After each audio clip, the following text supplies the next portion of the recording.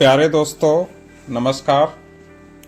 जैसा कि आप सभी देख रहे हैं, यूपी पुलिस भर्ती की संशोधन की डेट आ चुकी है, जो कि आज से 17 जनवरी 2024 से लेके 20 जनवरी 2024 तक कर दी गई है। यह संशोधन पहले 2 दिन का रखा गया था, 17 और 18 जनवरी के लिए, लेकिन बोर्ड द्वारा इसको बढ़ाकर 17 से 20 तक कर दिया गया है। ये बोर्ड का फैसला बहुत ही अच्छा फैसला है और इसके लिए हम सभी लोग उनके आभारी रहेंगे, क्योंकि बहुत ज़्यादा शिकायतें बच्चों ने की थी कि मेरे फॉर्म में मिस्टेक्स हो गई हैं, नाम में मिस्टेक है या डेट ऑफ बर्थ में या किसी अन्य पार्ट में। पूरे फॉर्म में अगर आपकी कहीं पे भी कोई मिस्टेक है तो बोर्ड द्वारा पूरे फॉर्म को एडिट करने का मौका आपको दिया गया है और ये बहुत ही अच्छा और शानदार बोर्ड का डिसीजन है। मेरे प्यारे दोस्तों, ये डिसीजन जो बोर्ड ने लिया है, ये फर्स्ट टाइम किसी भर्ती में ऐसा हुआ है। आज से पहले यूपी पुलिस की या कोई भी भर्ती हुई हो जिसमें संशोधन ये रखा गया है, पहले तो यूपी पुलिस की किसी भी भर्ती में संशोधन नहीं रखा गया था। ये संशोधन इस भर्ती में फर्स्ट टाइम रखा गया है कि फॉर्म में आप करेक्शन कर सकते हैं और ये बहुत अच्छा डिसीजन है और सराहनीय है। इसके लिए सभी कैंडिडेट उनके आभारी रहेंगे। तो अब इस मौके का हम लोगों को फायदा उठाना है और बहुत ही सावधानी के साथ अपने फॉर्म को संशोधित करना है।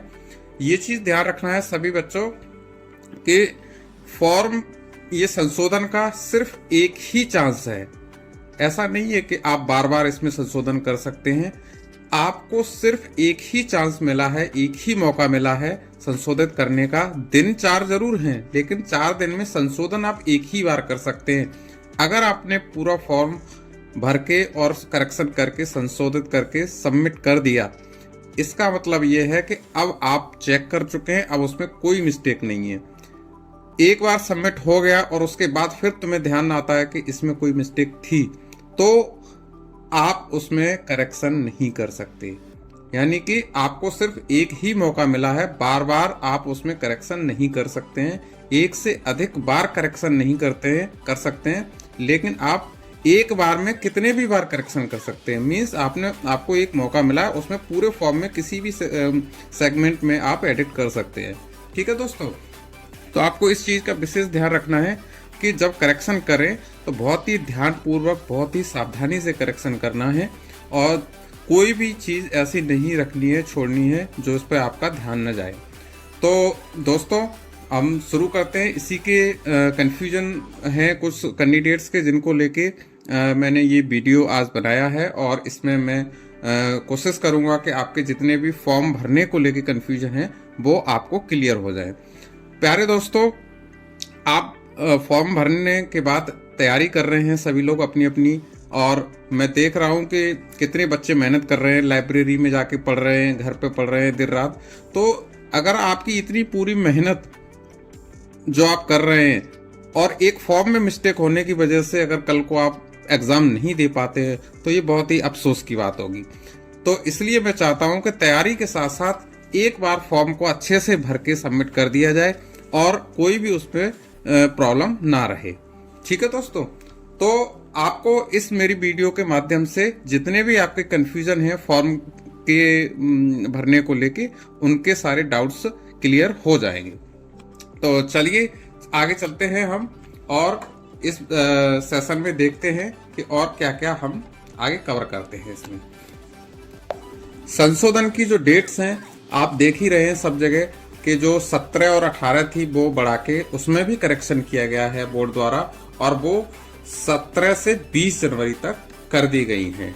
ठीक है, तो आपको और 2 दिन एक्स्ट्रा मिले हैं। इसके लिए ये आप इसका मौका का भरपूर फायदा उठा सकते हैं।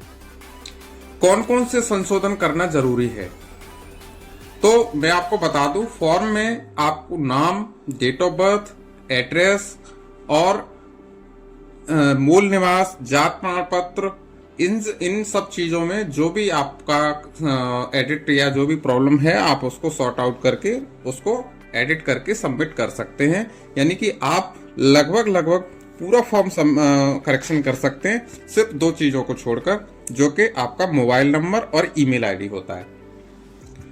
मोबाइल और ईमेल आईडी को आप करेक्शन नहीं कर सकते हैं, बाकी आप पूरा फॉर्म करेक्शन कर सकते हैं। संशोधन शुल्क क्या रहेगा? कुछ बच्चों का कंफ्यूजन होता है कि करेक्शन का कोई फीस भी है, जैसे कि एसएससी लेता है या दूसरी भर्तियों में, बोर्डों में मैंने देखा है सीटेट लेता है, तो ये करेक्शन का जो शुल्क रखा जाता है, फीस रखी जाती है, क्या ये यूपी बोर्ड भी इसका कोई फीस रखेगा? तो मेरे दोस्तों, इसमें इन्होंने, बोर्ड ने बहुत अच्छा डिसीजन लिया है कि आप लोगों के लिए ये निःशुल्क रखा है, कोई फीस नहीं है इसकी। आपका जो करेक्शन है वो बिल्कुल फ्री ऑफ कॉस्ट रहेगा। तो आप आराम से करेक्शन कराएं, फॉर्म को अच्छे से देखें, चेक करें, उसके बाद ही उसको सबमिट करें। ये नोटिस है आपके सामने जो बोर्ड द्वारा जारी किया गया है। इसमें साफ साफ लिखा हुआ है, अभ्यर्थियों को सूचित किया जाता है कि अंतिम तिथि पर भुगतान करने एवं प्रमाण पत्र डिजिलॉकर मैनुअल अपलोड किए जाने हेतु अभ्यर्थियों के अधिक संख्या संभावित होने के दृष्टिगत शुल्क समायोजन एवं आवेदन में संशोधन की अंतिम तिथि को विस्तारित करते हुए इसे दिनांक 17 से लेके 20 जनवरी तक, यानी उन्होंने कहा है कि जो लास्ट डेट है संशोधन की, उसको हमने 17 से बढ़ा के 20 तक किया गया है, जो निर्णय लिया गया है। तो ये बहुत ही सराहनीय निर्णय है। अतः अभ्यर्थीगण उपरोक्तानुसार दिनांक 17 जनवरी से लेकर 20 जनवरी तक शुल्क समायोजन एवं आवेदन में संशोधन तथा जिन अभ्यर्थियों द्वारा अपने अभिलेख डिजिलॉकर के माध्यम से अपलोड नहीं कर पाए हैं, वह डिजिलॉकर के माध्यम से अभिलेख अपलोड कर सकते हैं। तो आप इसको पूरा देख लीजिए और इसको पढ़ लीजिए। लेकिन एक चीज का ध्यान रखना है आपको, क्या कि this is first and last chance for correction. आपके लिए यह पहला और आखिरी मौका है, और एक बार अगर आपने फॉर्म सबमिट कर दिया तो उसके बाद फिर कुछ भी मिस्टेक होती है तो वो एक्सेप्ट नहीं की जाएगी, उसको आप करेक्शन नहीं कर सकते हैं। प्यारे दोस्तों, तो सबमिट करने से पहले मैं फिर कहूंगा कि ध्यान रखना है इस चीज का, ठीक है। आगे चलते हैं। डॉक्यूमेंट अपलोड करने को लेकर कुछ अभ्यर्थियों का कंफ्यूजन था कि डिजिलॉकर से अपलोड करने हैं या ऑफलाइन अपलोड करने हैं, या मैंने तो ऑफलाइन अपलोड कर दिए हैं, डिजिलॉकर से नहीं किए हैं, तो क्या मेरा फॉर्म एक्सेप्ट होगा या नहीं होगा? तो इसके लिए भी बोर्ड द्वारा क्लियर कर दिया गया है उनके ट्विटर हैंडल के जरिए कि डिजिलॉकर के लिए उन्होंने प्रीफर्ड तो किया था कि डिजिलॉकर से आप करेंगे तो अच्छा रहेगा, परंतु जरूरी नहीं है कि आप, मैंडेटरी नहीं है कि आप डिजिलॉकर से ही करें। अगर आपने ऑफलाइन स्कैन करके सारे डॉक्यूमेंट अपलोड किए हैं तो वो भी एक्सेप्टेड हैं, बशर्ते आपके डॉक्यूमेंट साफ सुथरे होने चाहिए, लीजिबल होने चाहिए। ये उन्होंने उनके ट्विटर का मैं आपको दिखा रहा हूं, जहां पर उन्होंने क्लियर लिखा हुआ है कि डिजिलॉकर को प्रीफर किया हुआ है उन्होंने, but not mandatory to upload through DigiLocker for certificate that are available on DigiLocker, otherwise normal scan upload is accepted। साफ साफ उन्होंने कहा है कि नॉर्मल स्कैन भी एक्सेप्टेड है and will not be rejected, और जो नॉर्मल स्कैन करके जो अपलोड किए गए हैं वो डॉक्यूमेंट वो फॉर्म रिजेक्ट नहीं किए जाएंगे। तो इसमें आपको टेंशन लेने वाली कोई बात नहीं है, डॉक्यूमेंट आपने कैसे भी अपलोड कराए हों वो आपके एक्सेप्टेड हैं। तो आई होप ये डाउट आपका क्लियर हो गया होगा। एक आपका कंफ्यूजन रहता है कुछ बच्चों का, मैंने देखा है बहुत, मेरे पास ये क्वेश्चन आया है कि डॉक्यूमेंट जो अपलोड करेंगे उसमें मार्कशीट करनी है या सनद करनी है, 10th की या 12th की।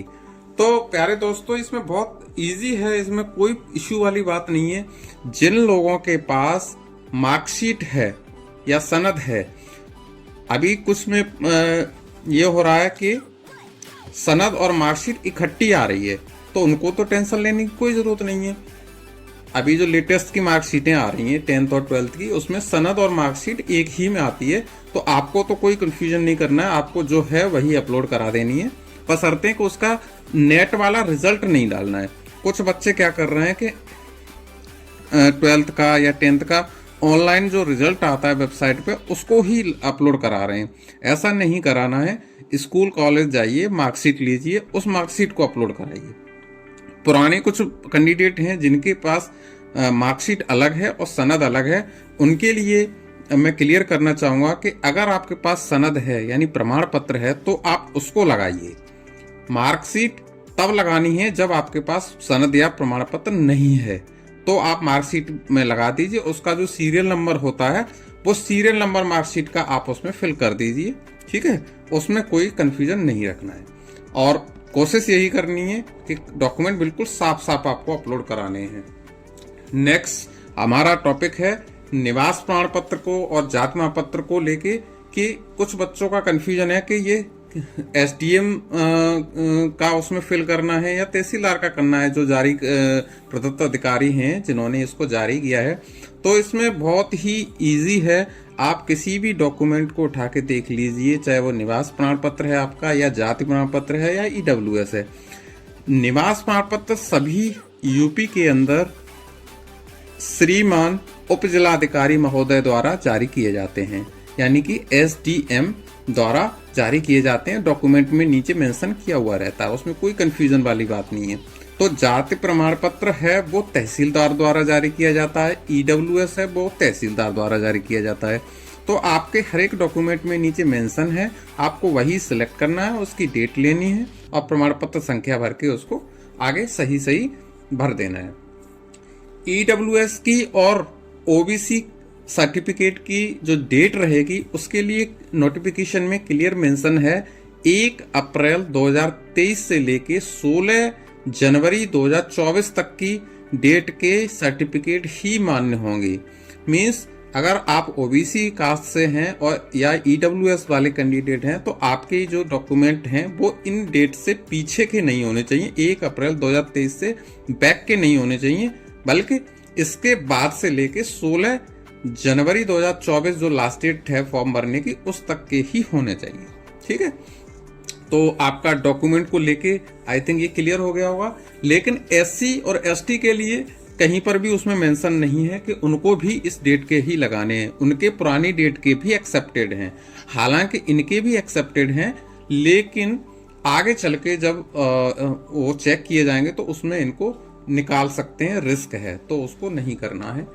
और कुछ बच्चों का कंफ्यूजन रहता है कि यूपी गवर्नमेंट वाले जाति प्रमाण पत्र लगाने हैं या सेंट्रल गवर्नमेंट वाले लगाने हैं। तो इसके लिए मैं क्लियर कर देता हूं, ये यूपी गवर्नमेंट की भर्ती है, इसमें सिर्फ आपको यूपी गवर्नमेंट के ही लगाने हैं, सेंट्रल गवर्नमेंट का जाति प्रमाण पत्र नहीं लगाना है। क्लियर है? तो आप यूपी गवर्नमेंट के जाति प्रमाण पत्र इसमें लगाइएगा और अपने फॉर्म को कंप्लीट करा दीजिएगा, ठीक है। और कोई कंफ्यूजन हो तो आप मुझे बताइए। अगला है क्वेश्चन फोटो को लेके, कि फोटो का बैकग्राउंड है कैसा रखना है। फोटो का मेरा बैकग्राउंड ब्लू कलर है, मेरा रेड कलर है या कुछ और कलर है, क्या मेरा फॉर्म रिजेक्ट हो जाएगा? तो दोस्तों मैं बता देना चाहता हूं आपको, मेंशन उसमें क्लियर है नोटिफिकेशन में कि फोटो व्हाइट बैकग्राउंड का ही होना चाहिए। कोई भी फोटो है उसका बैकग्राउंड आप व्हाइट या हल्का ग्रे कलर बैकग्राउंड में ले सकते हैं। जैसे फोटो खिंचाते हैं तो पीछे का जो हिस्सा है वो व्हाइट ही रहना है। आपने एसएससी में भी देखा होगा, उसमें तो क्लियर मेंशन करके देते हैं कि व्हाइट बैकग्राउंड का ही फोटो मान्य है, बल्कि उसमें तो डेट भी करते हैं कि भाई इस डेट तक का ही फोटो मान्य है। तो आप लोगों को यहाँ पे ध्यान रखना है कि जो भी फोटो आपने अगर कलर बैकग्राउंड के अपलोड करा दिए हैं तो अभी इस करेक्शन जब हो रही है तो आप अपना फोटो उसमें चेंज करा लें, ठीक है। अगर आप किसी अन्य कलर के बैकग्राउंड वाला फोटो लगाते हैं तो उसमें आपको थोड़ा सा रिस्क रहेगा, तो आप उसको आप चेंज करा के व्हाइट बैकग्राउंड का लगवा दीजिए, ठीक है दोस्तों।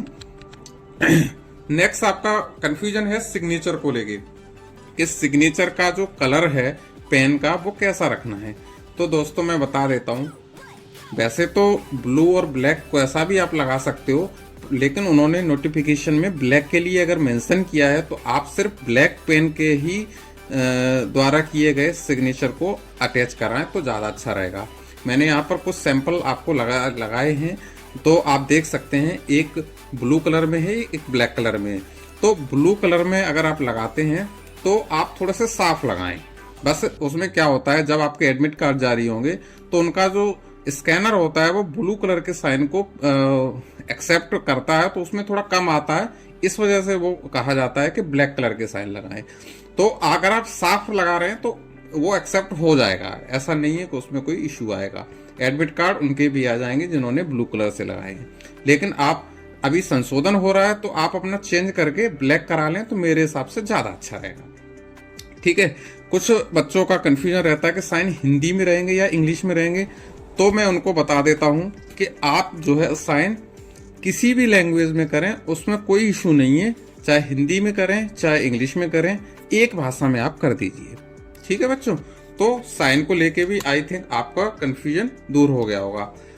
एक और कुछ बच्चों का क्वेश्चन आ रहा है कि सर जी अब तक कितने फॉर्म डल चुके हैं, तो मैं आपको बता देता हूं कि जो हमारा पहला फॉर्म डला था 27 तारीख से ये फॉर्म शुरू हुए थे, तो जो फर्स्ट डे इनका जो हम बता सकते 27 को तो वेबसाइट शुरू नहीं हो पाई थी, 28 से फॉर्म शुरू हुए थे। तो जो फर्स्ट डे जो फॉर्म भरे गए थे उसमें एक रजिस्ट्रेशन नंबर है जो मैंने स्क्रीन पे आप देख रहे हैं। ये रजिस्ट्रेशन नंबर जो फर्स्ट का है 11001870, ये फर्स्ट डे का रजिस्ट्रेशन नंबर है।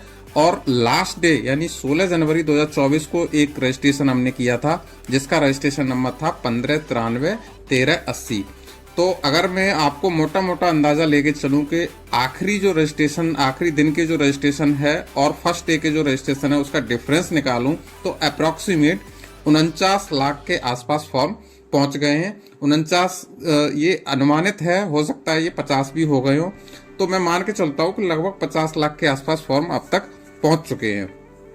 तो दोस्तों आप देख रहे हैं कि इतने फॉर्म भारी संख्या में जो पहुंचे हैं। और मैं आपको बता देता हूं, अगर आपको कंफ्यूजन हो सकता है इसमें से रिजेक्ट हो जाएंगे, हाँ बिल्कुल हो सकते हैं। 1-2 लाख फॉर्म तो रिजेक्ट होना लाजमी है। अगर कोई मिस्टेक है या इनकम्प्लीट है तो वो उसमें 1-2 लाख फॉर्म तो कम हो जाएंगे। तो मान के चलो आप 45 लाख या 46 लाख फॉर्म तो कंप्लीट सक्सेसफुली वाले होंगे ही होंगे। अगर इनमें से फोटो की वजह से या डॉक्यूमेंट की वजह से या किसी अन्य फीस की वजह से कोई और फॉर्म कम होते हैं तो मान के चलिए आप 2-4 लाख और कम कर लीजिए, तो 40 से 45 लाख के बीच में संख्या रहने वाली है जो कि अप्रोक्सीमेट है। ठीक है, तो आप ये मान के चलिए ये इतना फॉर्म आपके हो गए हैं 40 से 50 लाख के बीच में। ठीक है, तो दोस्तों आई होप आपको सारी चीजें इसमें क्लियर हो गई होंगी। और आपका कोई कंफ्यूजन हो तो आप मुझे कमेंट कीजिए, मैं आपको उसका सॉल्यूशन दूंगा। तो चलते हैं दोस्तों, तब अपना ध्यान रखिएगा और अच्छे से तैयारी कीजिएगा जिससे कि आपके शरीर पर मैं खाकी वर्दी देख सकूं और आपके फैमिली आप पे प्राउड कर सके। ओके दोस्तों, नमस्ते, बाय बाय।